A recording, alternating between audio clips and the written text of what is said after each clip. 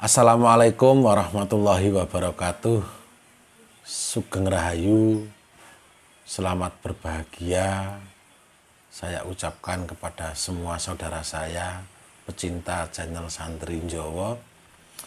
Saat ini saya ada di sebelah timur Balai Desa Sambungrejo, tepatnya di rumahnya Bapak Warnyoto, yang mana Bapak Warnyoto ini sangat terkenal dengan laku spiritual pribadinya dulu.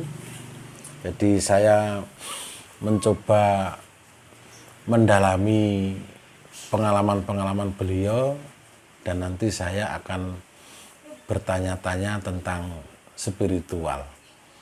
Jadi saya menyadari diri saya juga banyak kekurangan. Sudah memang menjadi kebutuhan saya untuk menimba ilmu kepada para senior-senior spiritual saya. Semoga bermanfaat bagi diri saya pribadi dan umumnya kepada para pecinta Santri Njowo.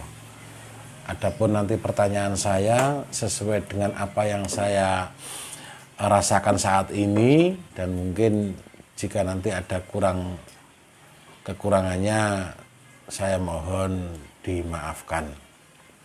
Baik, ini kita ketahui bersama di daerah sini Bapak Warnyoto ini dulu saya masih kecil itu. Saya masih kecil, Bapak Warnyoto ini sudah saya dengar tuh apa, toko meluang ya Pak ya? Meluang. Tapi gagal. Gagal ya? Ora sampai finish. Enggak sampai finish ya? Sedina wengi Yang mutih itu wis kebanjiran. mutih itu 40 hari 40 malam. 40 hari ya? 41 hari ya? 44 hari. 44 hari. Iku aku sembayang ya ora kurang teko 50 rakaat iki. Wis wengi. Qobliyah badiyah iki salat rawatib iki beres kabeh. Salat hajat, salat duha, salat witir.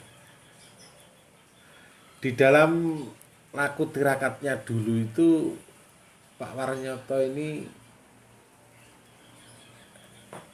apa tujuan utamanya itu apa Kak? Saya panggil Kak To aja lah, Kak, yang saya itu ya. Gimana Kak? Yang tujuan utamanya sebenarnya dulu tuh apa? Ingin mengetahui barang-barang halus, apa ingin mengetahui Tuhan itu sendiri gitu. Gimana? Secara garis besar ya memang alurnya di situ. Jadi termasuk hal-hal yang gaib yang kadang susah diterima oleh nalar pikiran kita. Iya, iya. Itu yang buat aku penasaran kan, apa itu memang nyatanya begitu atau hanya sekedar teori. Terus saya laku tirakatan itu kan biar benar-benar bisa berpikir secara jernih tanpa mengikut campurkan teori yang lain.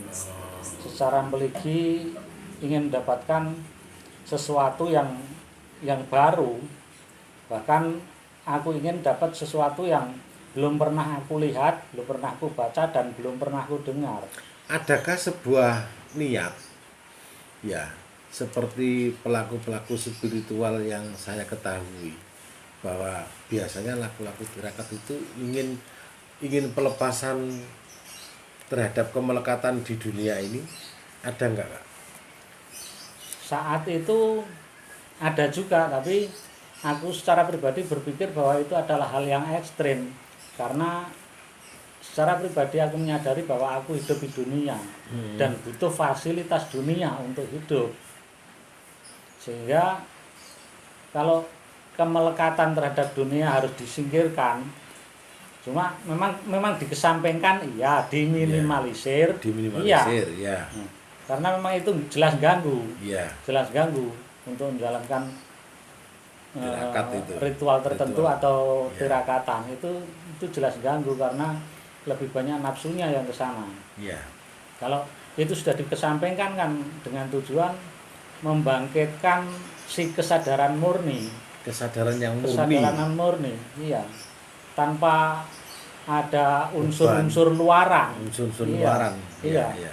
Iya. Nah, itu yang mungkin aliran tertentu. Kesadaran murni dalam arti apa itu? Kesadaran murni Itu bangkitnya kan sepertinya kalau aku secara pribadi ya, ya. yang sekilas tahu itu kalau yang benar itu benar-benar benar, Benar, yang ya, salah itu cuma kadang di situ susahnya, salah itu ada benarnya. Ada tumpang tindihnya di situ, ada tumpang tindihnya di situ. Dalam kesalahan itu ada kebenaran. Kadang ada Masuk tumpang ini. tindihnya susah dicernanya di situ, masih di situ ya. Tapi kalau kebenaran mutlak itu di sana memang ada. Nah, itu mungkin orang-orang ahli hakikat itu tahu. Berarti dalam laku tirakat itu Kak To ini ada sebuah pemikiran, mungkin dulu ada sebuah pemikiran salah, tapi kayak sini ya bener. Iya, gitu ya. Itu iya. Benar, cuma kadang salahnya itu tempatnya yang kurang tepat. Tempatnya yang kurang tepat. Iya. Nah, padahal kalau tempatnya di sana ini benar ini benar, gitu iya. Iya. Mapan pane kejadian itu dalam pemikiran itu sebenarnya hanya kurang gitu aja ya. Iya. Nah, di situ ada semacam kemiripan. Iya. Termasuk di sana asbabun nuzul. Kadang-kadang ada kemiripan di sana. Iya, ada tempat saat suasana tersendiri. Baik. Ini agak saya jelaskan itu. Ini karena biar pemirsa jelas ini. Bagus sekali ini apa yang disampaikan oleh Bapak Warnyoto. Saya kalau manggil Kak To karena dari dulu SD ini saya sudah kapilen Kak To ya. Sudah kebiasaan karena guru saya pramuka dulu ya, Kak To itu ya. Jadi saya sudah kapilen, sudah kebiasaan manggil Kak To, saya panggil Kak To. Jadi ada sebuah pelajaran yang berharga dalam sebuah laku spiritualnya. Beliau itu mendapatkan sebuah rasa itu yang benarnya benar Kak To ya. Benarnya benar. Nah, benarnya benar. Nah, ini ada sesuatu yang baru dan di dalam sebuah kemurnian daripada kesadaran kemurnian Kak To ya. Itu beliau juga mendapatkan ada sebuah pengalaman hidupnya. Beliau itu melakukan sebuah kesalahan, katakan gitu. Ada yang dialami di dunia ini, mungkin ada sebuah kejadian yang dianggap orang itu salah, tapi sebenarnya itu juga benar Kak To ya. Nah, cuma karena kurang penempatannya gitu ya. Nah, ini memang kadang kita juga mengalami seperti itu Kak To ya. Nah, itu mengalami seperti itu. Nah, kesalahan sendiri sebenarnya adalah sebuah kebenaran. Nah, saya lanjutkan lagi Kak To. Ini apakah sebuah pembelajaran itu? Ya, bisa dikata gitu. Berarti kesalahan yang sebenarnya sebenarnya kebenaran. Itu apakah enggak sebuah pembelajaran itu? Iya. Karena kesalahan dalam kebenaran. Di sana biasanya terlihat nyatanya itu kita tahu. Misalnya kalau kita lagi sedang sendiri, itu adanya cuma kekeliruan dong. Kita salah langkah keblegong ya, atau tersandung batu. Hanya itu, bukan dosa. Hanya kekeliruan. Ya. Kalau posisi kita dalam keadaan sendiri, hanya dalam nomor sendiri. Jadi nggak dosa ya. Kesalahan pribadi kan. Nah, tapi kenyataan sebuah kebenaran kan. Sebuah kebenaran yang pernah dialami dan menjadikan pembelajaran. Iya. Gitu Kak To ya? Iya. Iya. Untuk melangkah ke depan lagi gitu. Iya.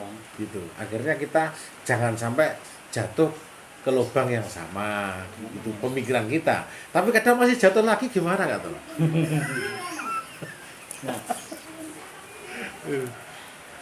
Saya kadang-kadang Apa enggak sebuah kodrat itu?